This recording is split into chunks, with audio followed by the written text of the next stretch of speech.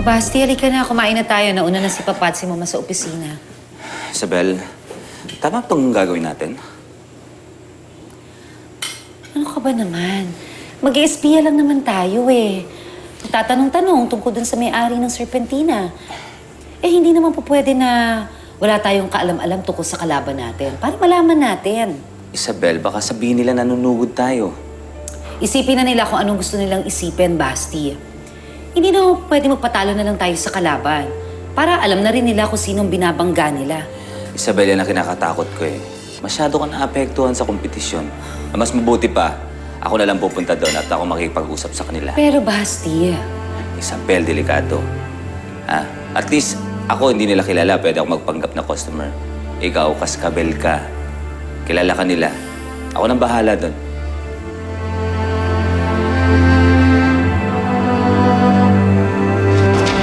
Alam mo, masama yung kutob ko kay Eliana. Uy, masama yung kutob ko kay Eliana. Nakikinig ako. Sinasabi ko nga kasi, paano nung isang araw, itong si Margarita, nagsabi pa sa akin, kinakausap doon yung sarili niya. Normal ba yun? Alam mo ikaw, kasi mahilig ka makialam sa mga buhay ng mga katulong. Eh kung tinutulungan mo na lang ako dito, mas nakakabuti pa. Kasi nga may masama nga akong kutob sa kanya. Pwede ba? Ayoko nang makarinig ng kahit na ano tungkol sa babaeng yun. Kahit pangalan niya ayoko nang marinig. Dapat ang focus mo ngayon dito sa trade event. Yung booth. Oo.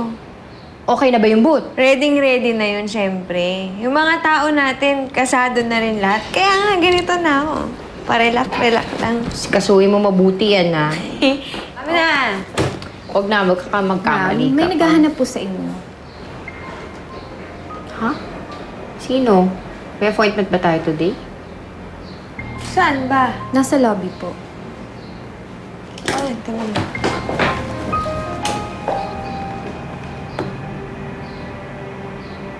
Ay, parang kilala ko yan.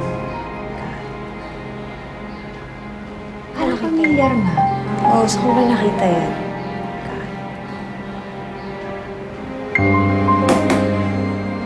Kaibigan ni Isabel sa isla. Kasama niya dati. Ay, oo, tama ka. Yun na nga yun. Anong ginagawa niyan dito?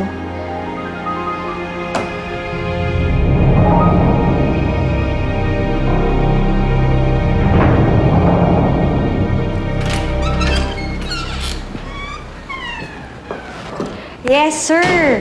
Good morning. How may I help you? Good morning. I'm Sebastian Peña-Reyes. Good morning. Nakita ko kasi ito bagong bukas. Medyo interesting yung mga items ninyo. Kaya pumasok ako. Ay, of course, sir. Kasi ang ginagamit po namin dito ay talagang mga original leather. Kaya po talagang, ayun, magaganda ang produkto namin. Kaya lang po, Sir Sebastian, hindi po kasi kami tumatanggap ng mga walk-in ng mga kliyente. Kaya kung gusto niyo po, bumalik na lang kayo. Kuha lang ang calling card. Sandali. Actually, hindi naman talaga ako bibili. Marami ako mga contacts sa mga department stores. Kung gusto niyo, matutulungan ko kayo. Pero, kailangan ko muna makausap yung may-ari ng Serpentina. Yung owner? Ay, nako. Sir, yung owner po kasi, nagpunta po siya sa abroad. Kasi sa totoo lang, yung mga product po namin, pinapadala po namin yan sa mga iba't ibang department store sa ibang bansa. Kaya, hindi na po ata namin mangangailangan ng tulong nyo kasi malupit po talaga yung contacts namin. But, thank you for the offer. Wala na po ba? Kasi kung okay na po, kailangan ko pong bumalik sa loob. Medyo busy po kasi ako. I'm quite busy. Thank you.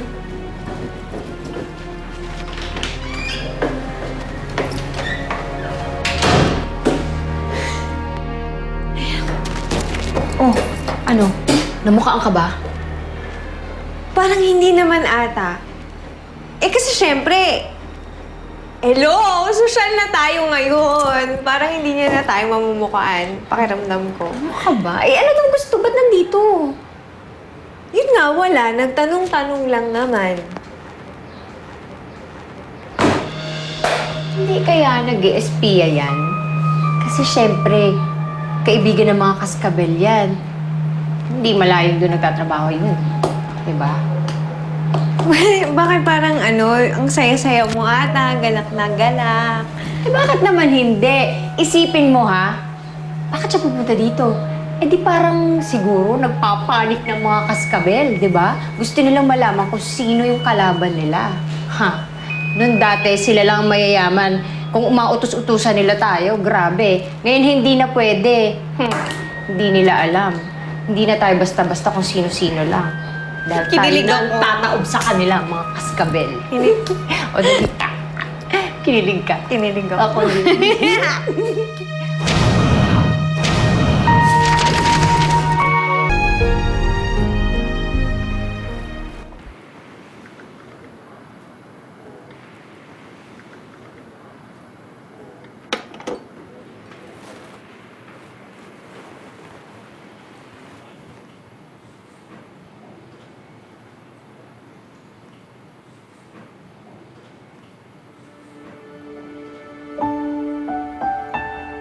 Julian?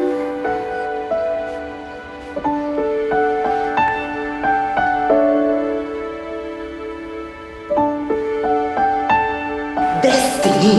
Destiny? Alam mo yung tipo na kahit na pinaglayo kayo ng tadhana, kahit anong mangyari, kayo pa rin sa isa't isa paglalapitin kayo ng mundo. Oh! Mahawak yan. Tinignan ko lang. Tinignan. Eh, hawak mo na.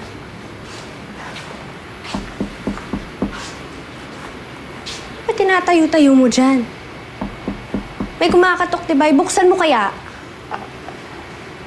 Sige, pasensya na.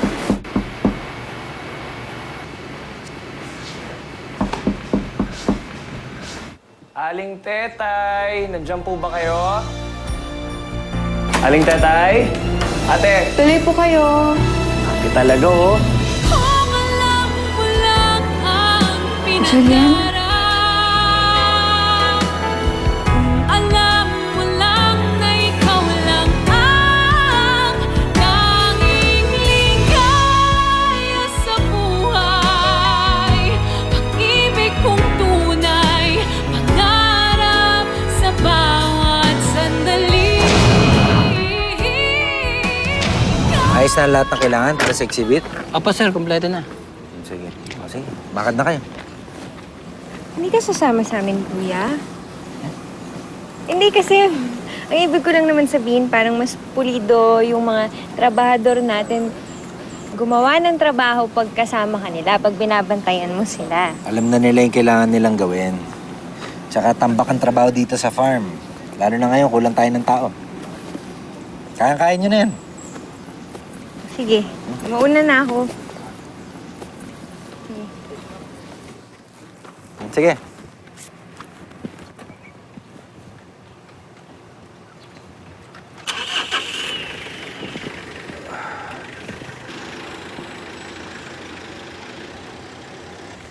Hey man, ba't umalis na sila? Oh. Ba't umalis na sila? Eh, maayos na ulat ng gamit. Meron pang naiwang supplies, pinakanda ko nga. Ganun ba? Oo. Yung sabi nila, kompleto na eh. Hindi, tahiya mo na. Ako na maghahatid ng mga yan. Pakikarga na lang sa pickup. Ah, sige. Ah, sige. Eliana, dito ko pala nakatira. Dito ako nagtatrabaho. Teka. Paano mo nalaman kung saan ako nakatira? Babe? Oh my God, babe! Babe, I missed you!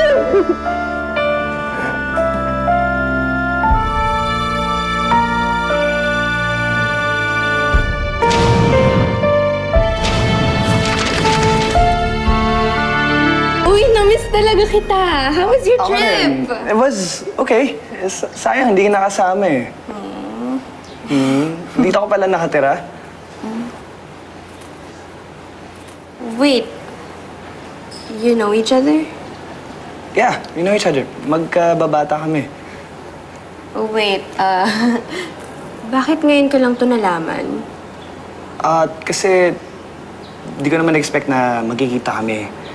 Until yesterday, I had this photo walk sa palengke. And ayun, nagkita kami. Bigla kang nawala kahapon. Paano ka napunta dito? Sinundo ako ni Mang Eman. Hindi na rin ako nakapagpaalam sa'yo kasi nagmamadali na rin sila eh. Pasensya ka na. Tsaka salamat na rin sa pagsama sa akin. Wow! Babe, you're such a knight in shining armor pala talaga. Thank you for saving our maid. Eliana, paghandaan mo naman kami ng merienda ni Julian. Sigurado akong gutom na tong boyfriend ko. Babe, let's go inside. I want to hear everything about your trip. Okay, like Okay. what, everything? Ay, sorry. Come on! Ano, nagkikwento ko. Lahat. I want to know everything. Okay, come on. Come on. So, loaded ba?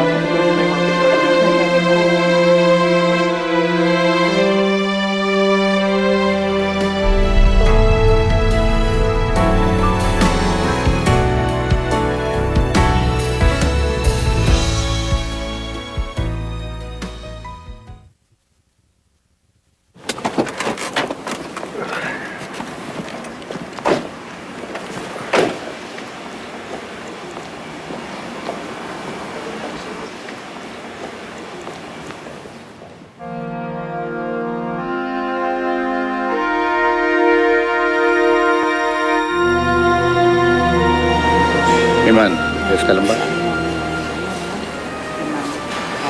Tay, pwede bang So, ibang lahat kayo siya. nang bahala mo? Sa mga tawaksi, yes. Kasi kaso ng mga to. Naalala mo na naman si Isabel, ano? Kahit matagal na siya nawala, hindi pa rin naman siya nawawala sa isip ko. Kahit gusto ko siya makalimutan, hindi ko naman magawa. Siguro, sinisisi ko pa rin yung sarili ko. Kung di kami umalis nun, kung di kami nagtanan, marahil buhay pa siya hanggang ngayon.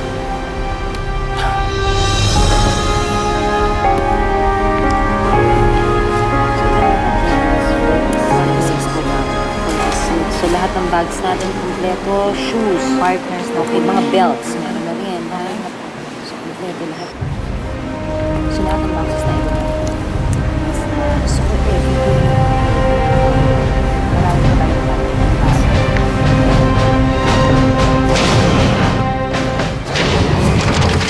Nakita ko to sa labas eh. Nangangailangan ko kayo ng trabahador. Baka pwede ako, mag-apply sana ako. I would like you to meet Mrs. Poblete, the owner of Serpentina. Unbelievable. Ano naman ang hindi ka panipaniwala dito? Paano ko yumaman? O natatalo na ng Serpentina ang Cascabel? Hindi mo akalaing mag-cruise pa ang landas yung dalawa? Isang bagay na halos parang imposible na mangyari sa'yo? Tama nga ang hula ko. Destiny mo si Julian. Gusto yung tapatan yung kumpanya natin. Hindi ako natatakot sa hampas lupang Nora na yon. Ibabalik ko siya kung saan siya dapat lumugar. Ba't parang mainit ang ulo ni Mama? Ang may-ari ng Serpentina ay walang iba kung hindi si Nora. Hindi natin kukumpetensyahin ang mga kaskabel. Dahil kay Isabel, inaagnas na sa lupa ang katawan ng matagal na yung patay! Hayop ka, Rema. Hindi ko pa rin nakakalimutan ang pagtatraydo mo sa akin. Natutuwa ako kung paano kami nagdikit-dikit ni Liana. The world somehow finds a way para magkita kami ulit. Totoo pala ang sinabi ni Mama, ikaw ang may-ari ng Serpentina. Isabel?